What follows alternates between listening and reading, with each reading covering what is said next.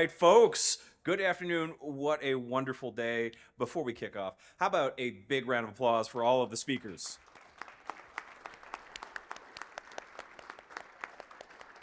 So much great content, so many great insights, and it's just incredible to see this field continue to grow and evolve, and this community that I get to spend some time with. And actually, on the subject of applause, how about a round of applause for all the staff who have been working very hard to keep this event going smoothly, especially with all the weather interruptions and all of the things, all of the curveballs we've received.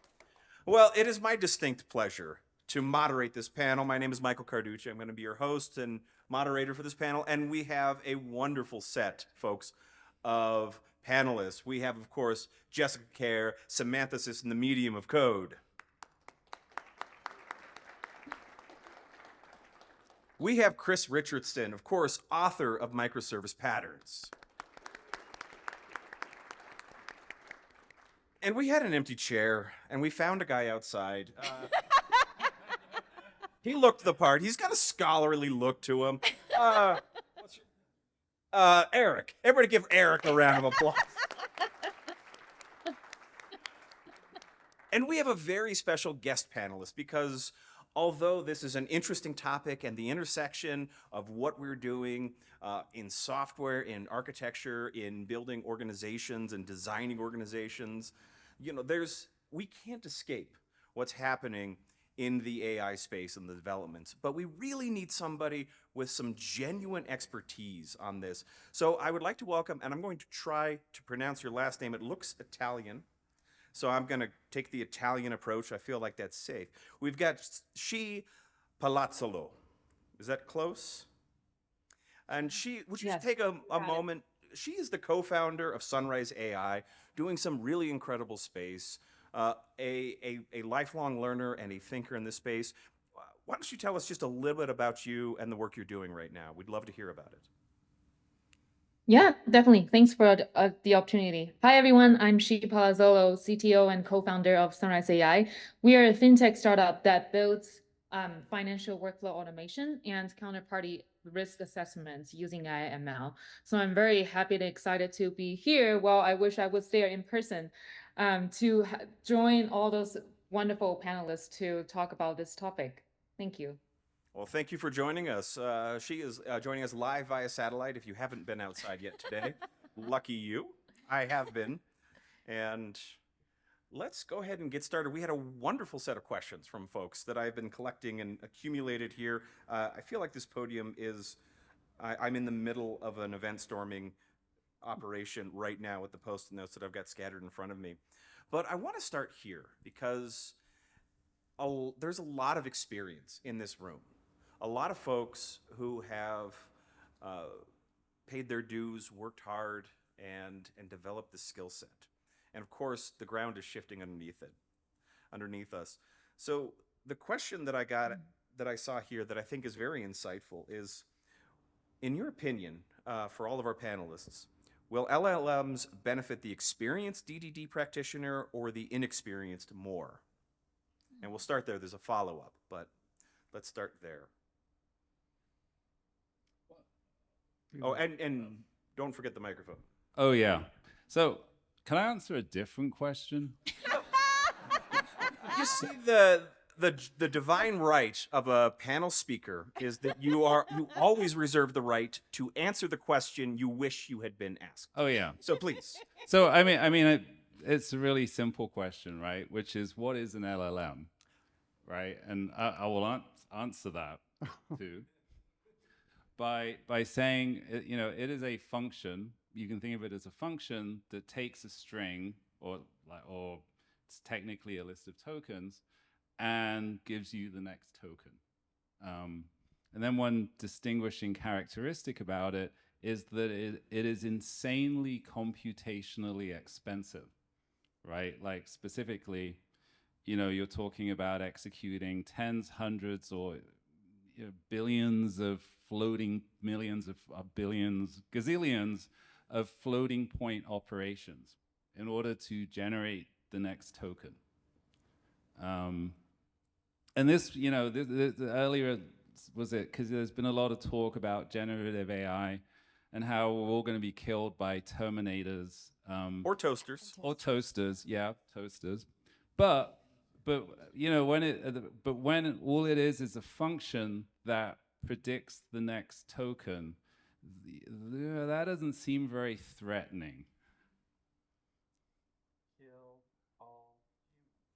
Yeah, but who's gonna be sort of dumb enough to wire it up to actual killer robots, right? Oh wait, someone just came out with a ChatGPT enabled robot.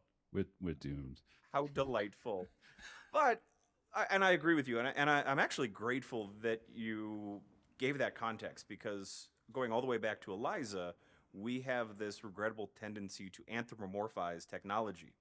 And something as simple as Eliza that would just take your statement and rephrase it back to you as a question, I mean, people had meaningful conversations. If you don't know, Eliza was a chatbot, I think from the 1960s, that pretended to be a psychologist, and it was a joke that if you say, "I had a bad day," it would say, "Why do you feel that you had a bad day? How do you feel about that thing that just happened?" It just took anything you said and turned into a question. But people had meaningful conversations with this thing, and they had breakthroughs with this thing. And it is 1 gazillionth the power of something like ChatGPT. Yeah, and I just finished by saying, like, ChatGPT was a brilliant marketing move to create something that provided the illusion of intelligence and knowledge, and give it away at basically, you know, in a subsidized fashion, because it's clearly loss making. Right? Oh, I believe the statistic is, the last that I heard was $700,000 a day. Mm-hmm. was their loss. Yeah. Wow. But we are now all convinced that Terminators will kill us shortly, right?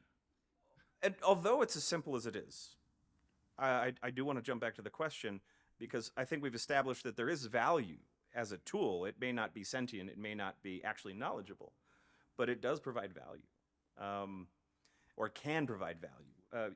Eric, this morning you gave the example of brainstorming with ChatGPT, or you know, having this dialogue partner. And so, if let's posit there's value in the tool, would that tool benefit more the experienced or the inexperienced practitioner? Well, I'll go up there and say, Whoop. Your mic isn't working. okay, do I have any control of that? Do you want to just? I'll just use this thing. I think that more often than not, more experienced practitioners are going to get more value. But I mean, I think that's true with most such tools. DDD is kind of a experienced person's thing. Mm. Is it coming through now? No, I'll just use this. We'll just share. We can share. It's much more panel if you pass the mic. True, it does kind of tell you who's talking. Also, I don't think that I do think the Terminator thing is a distraction. That you know, I think I brought it up literally to say this is a distraction. There's no point. It's working. Yeah, look at that Terminator over there. I was distracted and scared. I want to hear what she has to say. Yeah, do you want to weigh in on this? Yeah, definitely. I can't weigh in on the DDD side, but definitely for me, LLMs can help both experienced and more juniors, people coming into the work, especially if we were to leverage LLM to build a knowledge base, or that can serve as a job aid to help people to get up to speeds and hit the ground running when they just joined the company, to understand what is going on, what kind of data they're working with, or what is the legacy tools, software setup in the company. And then in terms of for experienced worker, then we'll be able to help them be more efficient, be more productive in their day-to-day work, help them automate their workflow, hopefully.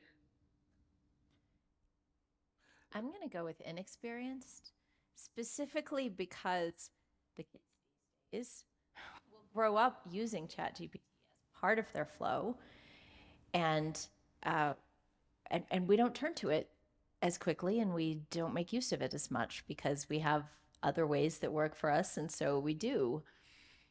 And I don't think that's a bad thing, but I think that the system that's developing around ChatGPT will be dependent on it and make use of it in ways that we won't. I guess I'm leaning towards the more expert practitioner, just because, like, there was a write-up about a doctor who kind of categorized like ChatGPT as an intern who comes to work hungover on a regular basis, right?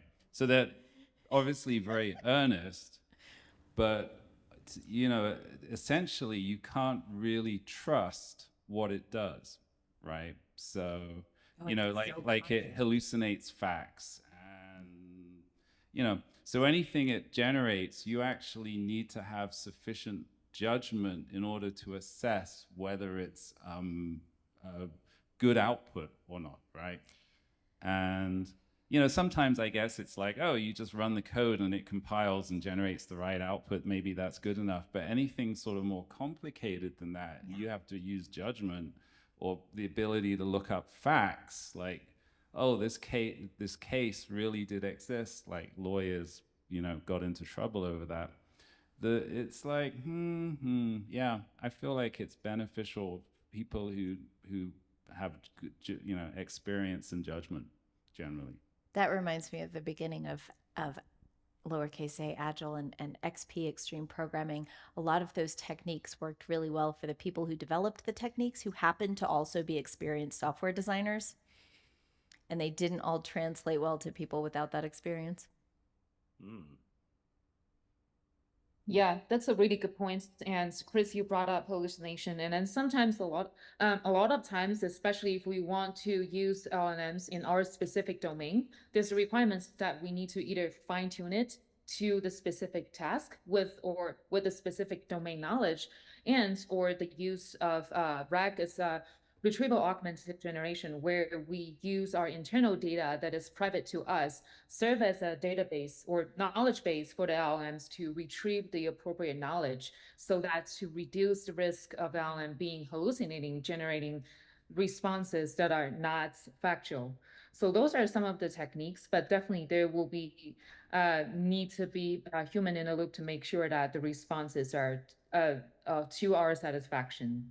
Because that actually segues nicely into another one of the questions that was asked throughout the day. Very simply, how do you know that your LLM component is working?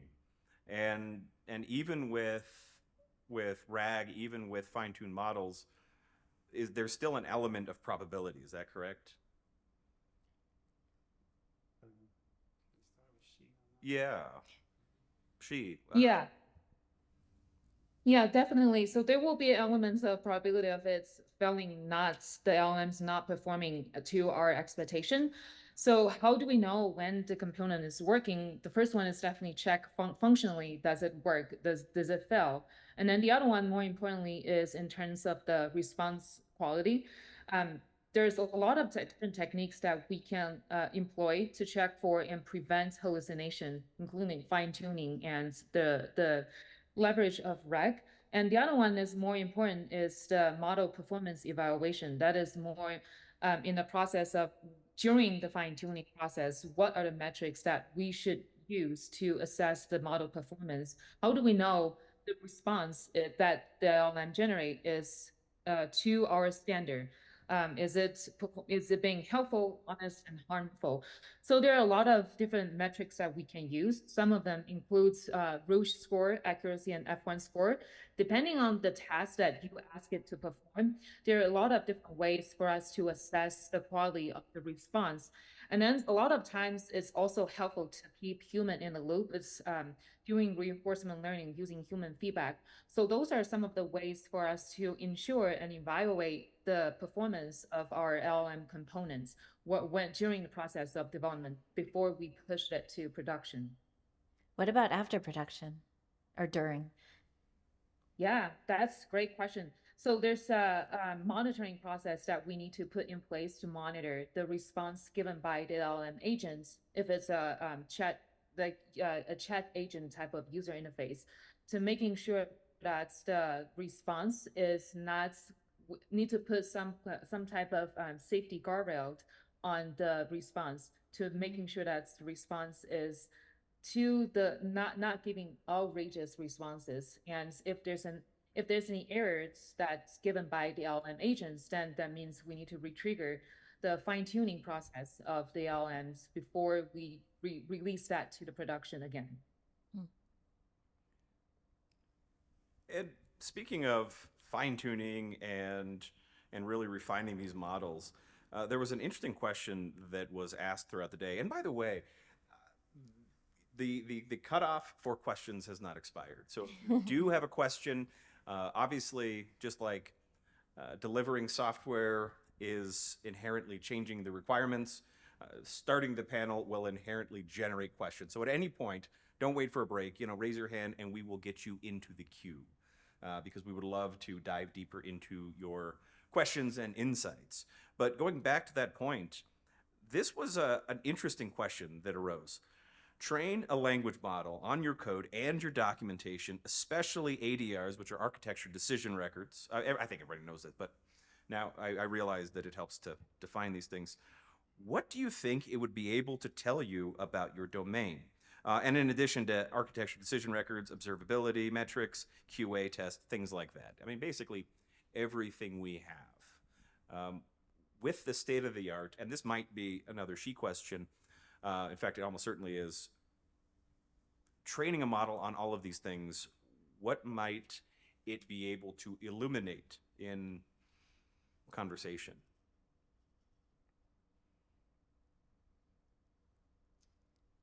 I guess it's I can chime in on this one. And then Chris, I would love to hear your thoughts as well. So fine tuning is one of it, using the private data that you have. And the other one is you need to specifically define the type of task that you would like the LLM to perform. Of course, if you want that to just be generalized, then there's a lot of possibility. It can help you summarize the documentations or perform a Q&A type of interaction with you. So the key of answering the question is what kind of output would it produce is depending on the type of task that you want it to perform. If it's like co-pilots, then it will perform that type of task for you, and summarization, things like that. And Chris, you're going to weigh in. Yeah, I mean, I just find it really. I feel like it, like the big realization I had today was I feel like getting an LLM to do what you want, I think is like, according to the Kinefin framework, would be a complex problem, right? Which like as in the business, the actual rules, in terms of say the behavior of one of these LLMs, I would argue it's sort of very unpredictable, and you need to do lots and lots of experiments to figure out the right prompts, the right kind of tuning, and all that new sort of newfangled stuff in order to get this mysteriously complex beast to actually function according to how you want, which makes it a really interesting tool. Because normally I feel like tools are, it's kind of like form follows form follows function or something. You kind of know how to use tools generally. Okay, so I do think if what you want is something that does a straightforward task in a completely predictable way, we already have a way to do that, right? But sometimes there are tasks which are very difficult to do with standard software. I think a task that can be done well with traditional software code should be done with traditional software code. The starting place with this is to take a problem that's very difficult to address with traditional code. So now we're already probably in the complex domain. So we're dealing with it. I mean, that I would say is a starting point. If you're trying to get some really straightforward task done using an LLM, then you're just making it hard. Yeah. Yeah, I just threw in one thing. Yeah, I think it was. I don't think I was hallucinating this. We do that too. Been jet lagged a lot, but I was at a conference and someone used gave an example of using an LLM to translate English phrases like the day after next Tuesday into a properly formatted date, which sort of on the surface sounds really kind of a cute little thing to solve, right? Though interestingly, that required the number of floating point operations required to do that calculation. I mean, ChatGPT actually generates a Python program and then executes it to give you the result. Was like, wow. So, but at the same time, to ask a question like the day after next Tuesday, which is simple than it sounds, actually. I mean, if you wanted to do it with natural language, I think an LLM tied to some kind of actual conventional software would be. Like, this is where these like agent frameworks and things come in, where the LLM isn't the whole solution, it's just part of it, right? It can turn that free-form English into some kind of structure representing the question that then a date calculator could answer. But I think they're like probably like natural language techniques that predate LLMs that are most likely people are going to overlook during the generative AI sort of mania phase that we're in, right? Yeah, I think there's True, although I've never been impressed by those. I must say, I have always found those natural language tools we had before to be seriously lacking. Well, they might get better now that we can use LLMs to generate training data for them. What were you going to say? So the question was about an internal model that you can give all your data because you're running it internally. And I suspect that like each big company will have one of those at some point because then it can be their co-pilot, right? So it can be trained on their code. Well, you probably use a particular fine-tuned model for that, but maybe you build one that you base the multiple fine-tunings on. And you can get code that's normal in that organization, but also can you build one that people can ask domain questions of? And if it can both answer the question, and it's really good at explain and reference to the documents that are actually relevant for that, I think it'll help people orient in a company. People who are afraid to ask 1,000 million questions of their onboarding buddy can ask 1,000 million questions of this internal model. And sometimes it'll be wrong, but sometimes your onboarding buddy's wrong too. So I think that'll be helpful. That's a really, I mean, the point that Jessica just made, that humans make mistakes, and we accept that they make mistakes, and we take that into account. I think people aren't very used to talking to or using LLMs yet. Like, we grew up watching the Star Trek computer, which always is like it could make a mistake if it was given the wrong information, but it would never, hallucinate. Although I'm sure there must have been an episode where the computer started. Right? But but anyway, the point being, we have these expectations. Once we get more familiar with these things, we'll have more of a sense of what to expect. We'll know that they have a tendency to hallucinate. We'll have a better understanding of what triggers that too. And we also are talking so generally. Like, I really am interested in making attempts to make kind of smaller components that would work within larger systems that have an LLM at their core to do certain kind of thing that conventional software can't do. And I can picture that getting around a lot of these issues too. Like, it would probably be confined by RAG. Maybe it would be fine-tuned for the job at hand, because it's going to be a narrow component. Nonetheless, that does something that a regular piece of code can't usually do. And then how do we know it's right? I could imagine us creating test suites where, like, if its purpose was to evaluate some input and if it was an elaborate classifier of some kind, then you could actually write tests for that. That's very straightforward. Put some code in, see if it gives you the right category. If it's something that's supposed to give you free-form output, you could actually use another LLM to say, does this text say something like this? Just in case you wanted it to be even more expensive. Yeah. But you can spot running check test it. suites it costs as much to run a test suite as it does to run the code you're testing, usually, Yeah. and so LLMs have to do valuable things to be worth doing. Not only do they have to do something regular code doesn't do, it has to be something worth more than the computing time that it takes to do it. And to tune it and to create it. Yes. So, I mean, I think that's sort of like a really kind of open question to me, right? Is is this a profitable technology, right? Can like some service that's powered by an LLM be operated at a profit? Because ultimately, I mean, kind of people have sort of forgotten about profits, but or at least big tech companies have sort of forgotten about profits, or they make their money from ad revenue, right? They're the pirate captain. They're very gullible. Yeah, but Or optimistic. ultimately, businesses need to generate a profit, right?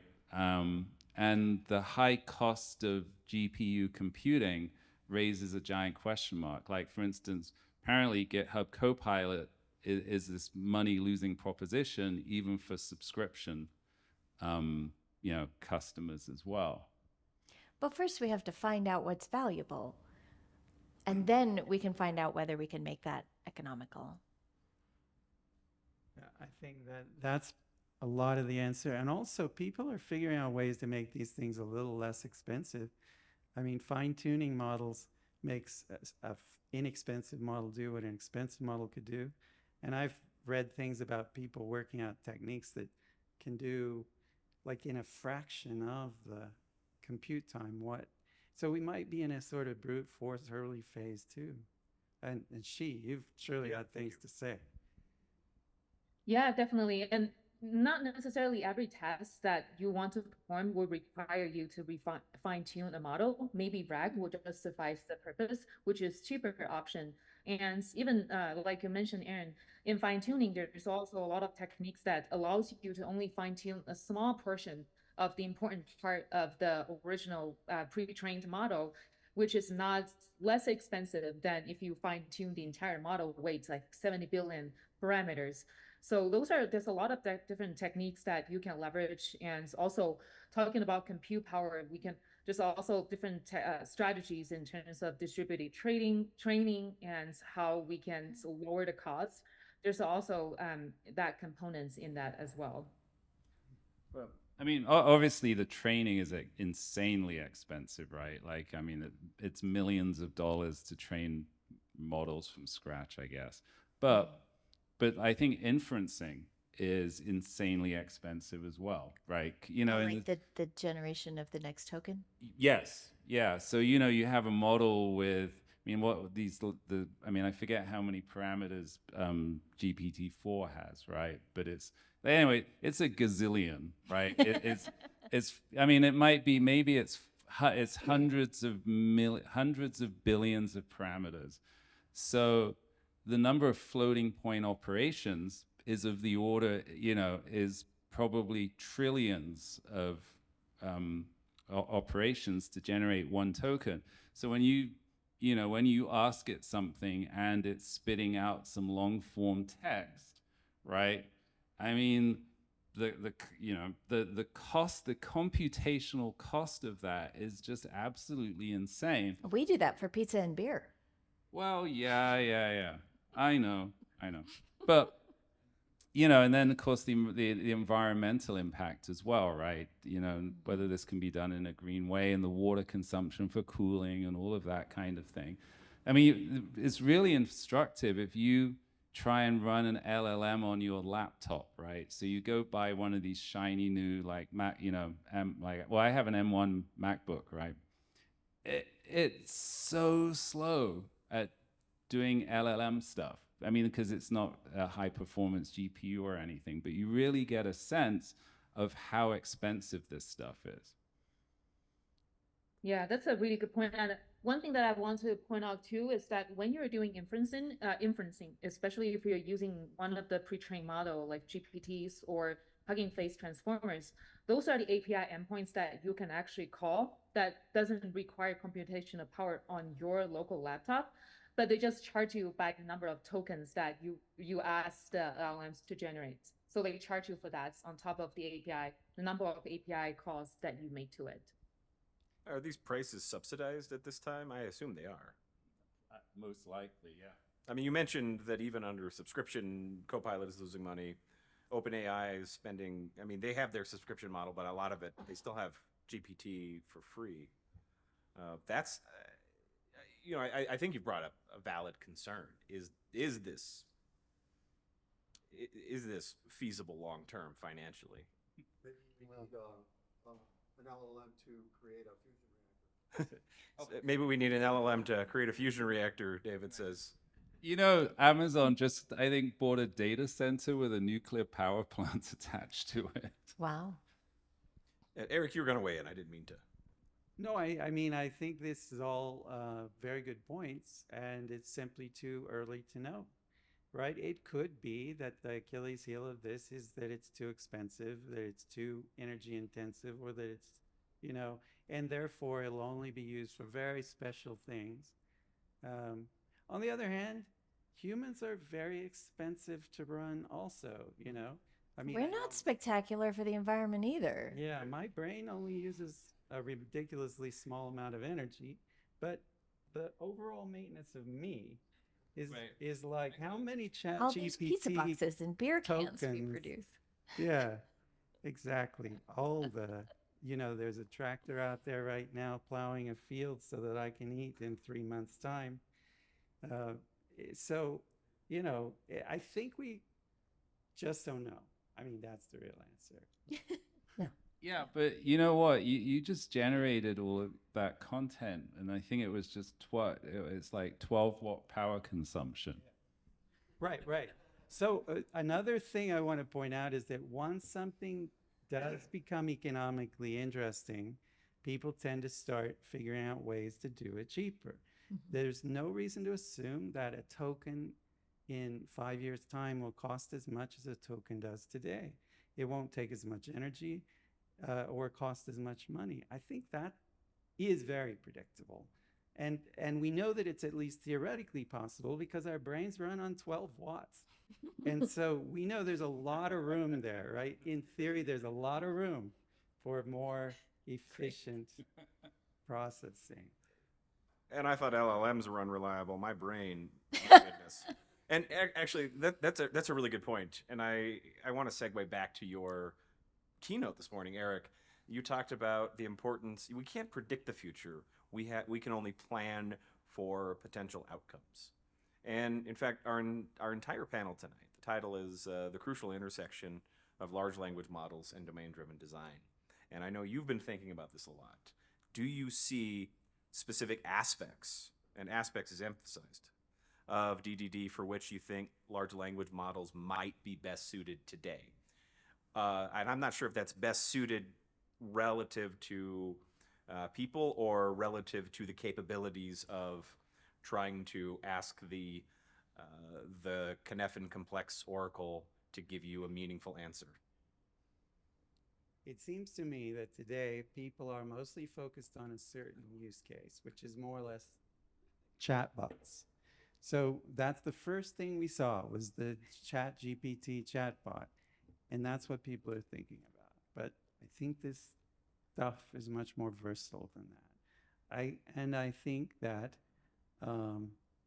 there are use cases within the kind of enterprise systems I used to work on. I remember that on many projects, we would set out to solve a complex domain problem. And then we would realize there were cases which were forcing our logic into such convolutions that we were better off trimming back the scope and having a kind of analysis that would look at each case and decide this one we can handle, this one goes off to a queue for human processing.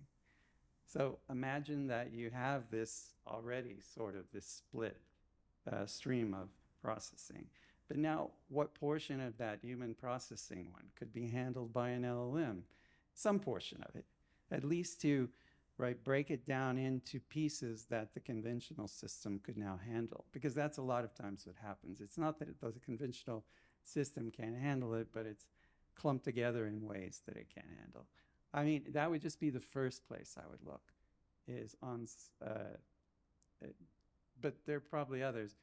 I really think if I were involved in that kind of project right now, my head would be popping with thoughts. But of course, I'm not currently in that sort of project. So, but it's not all going to be chatbots. Oh, Paul, we've got some. You got the microphone, yes? We've got one here. This was the first question I had, and a second over here. All right. Gentleman in the very dapper cap. Oh, coming around. I want to kind of move a different direction, if you don't mind, bring something else up that, from a topic, because, I mean, cost I don't worry about. So, I mean, yeah, we have to worry about it, but 10 or 20 years ago, and you're old enough with me, Chris, to remember, there's a lot of things computing-wise we couldn't do then, too expensive that we do now. In early days with banking, or government was the only one that could really take advantage. And so I don't know about that, and it might change. But one of the statements that you guys made, which makes me think about when we're talking about hallucination, and then I think of our good friend Richard Gabriel, who wrote some of this, also came from the AI world a long time ago, to generate poetry, wrote his own AI system, and then submitted it to a conference and highly accepted until they found out that there was some AI behind it. And this is more than 10 years ago, you know. But one of the things that he does, and I was even thinking, oh, you would say, oh, well, he used hallucination to sometimes even generate ideas. So it could even be a nice collaborative type things. Even when I'm dialoguing, even as we're making mistakes, sometimes ideas come out of that too. And so you say, oh, well, with programming, ooh, we don't want to do that.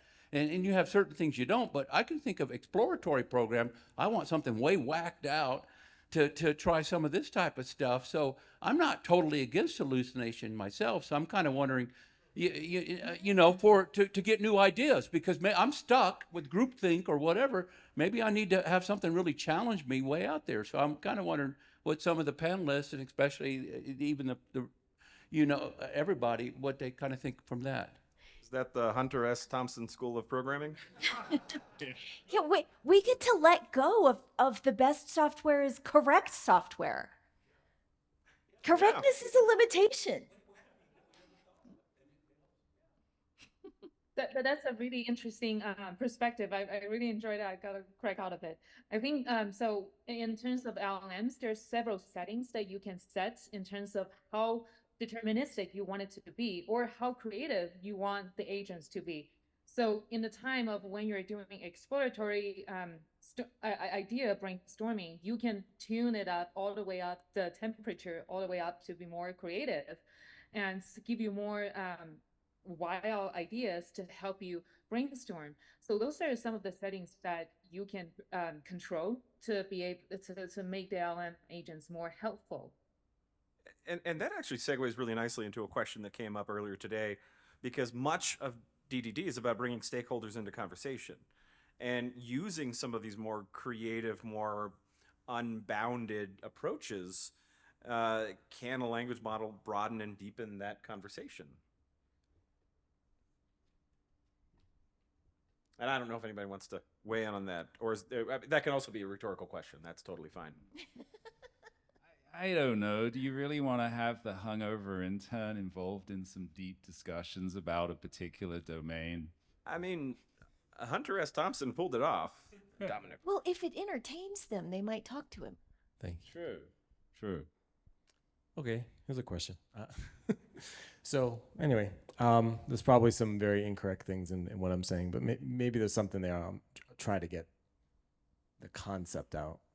So I think in a general sense, I'm sort of thinking, you know, DDD is somewhat of a definition process, right? In which there's a bunch of stuff going on and you're saying, well, this is that, and this is this, and this is to the left, and that's to the right.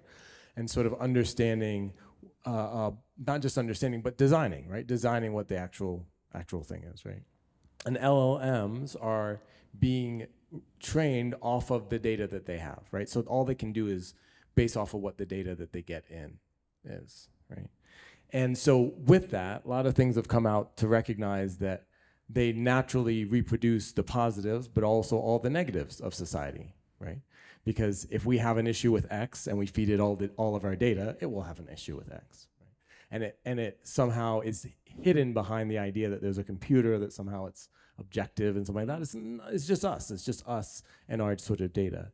So where my question kind of comes to is that in all of this sort of stuff, I think the idea that it can, you know, take text and give me back text is nice, but it's the underlying data, I think, which is, for me, a very fascinating, interesting part, which is to say, because I think a lot of times when the data is ingested, it's just sort of this widespread data of this or of that, of whatever, and we just kind of, because we want like a ton of it, and so we just get it from wherever. The question ends up being, is if we're defining and looking at new methods for interaction, if we're looking at not just what has been, but what should be, right? And we're defining the future, you know, in DDD and all that sort of stuff. Is there an opportunity to look at DDD in the generation of data, right? In the generation of data that LLMs or whatnot could potentially process, such that it's not simply a reflection of what has been, but it's a result of our definition process of what we want the world to be. Does that make sense? As in, we can create the data that represents the world that we want, and the LLM can reproduce that for us. Yes, as opposed to reproducing with lightning efficiency the same problems that we have now, or with the same, As a developer advocate, part of my job is to help people succeed with open telemetry. And so I now consider it my duty to commit code to GitHub that shows useful, successful use of open telemetry so that Copilot will read it and guide people in the direction I want to type. Your idea is, I mean, it's an intriguing suggestion, but I mean, I kind of feel my immediate reaction is that the LLM is trained on a massive amount of old data, and if you add new information to it, it might not shift the needle too much, right? You have no idea the quantity of data it needs. Can you speak to that? Yeah, there's a lot. I don't remember the specific number. I think you brought a really good point. Garbage in, garbage out. It is not only LLMs, it's classic ML too. So making sure that the data going in is of high quality is very important. And especially when it comes to the point of that you mentioned, how do we create a world where the LLM will generate what it should have been, not only learning from the past.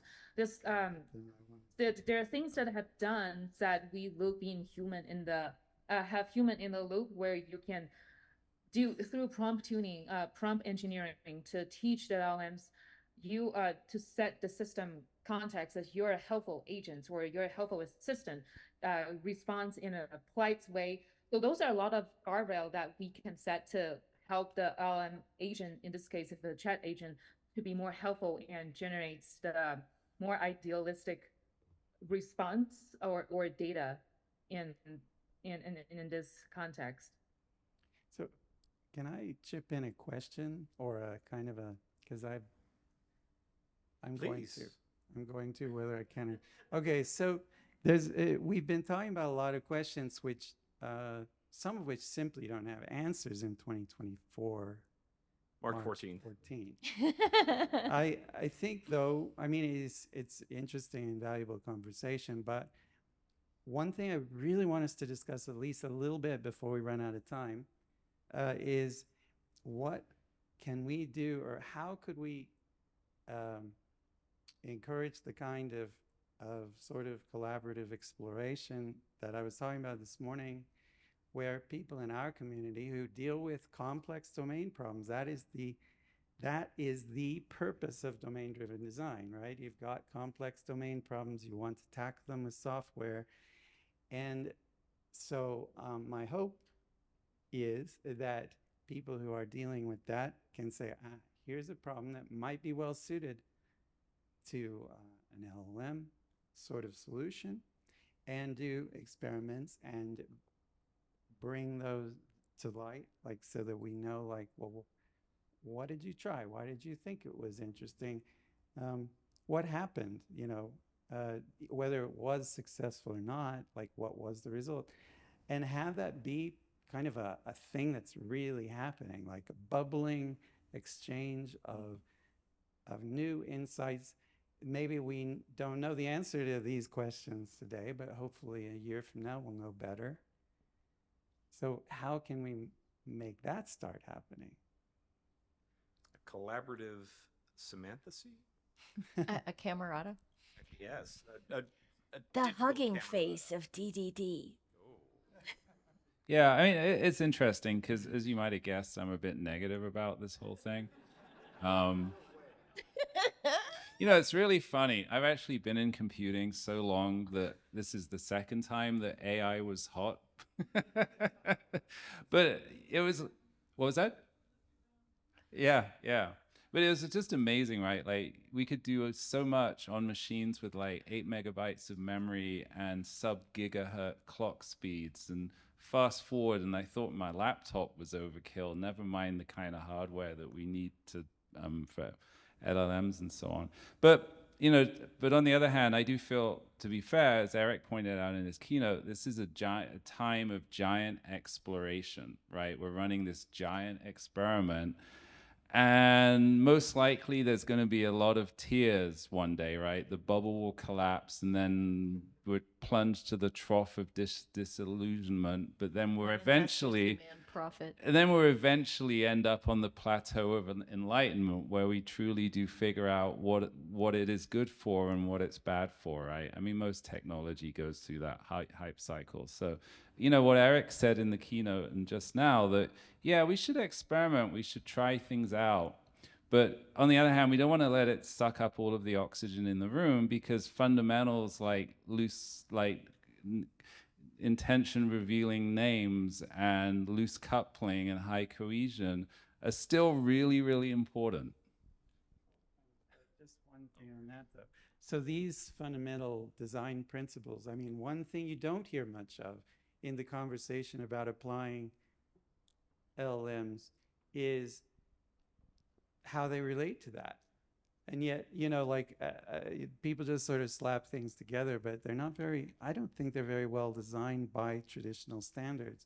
You know, they're like, they let the LLM do a lot of stuff. Like, anyway, I don't want to pick apart any particular thing, but I think bringing those, that's one thing, for example, that people could experiment.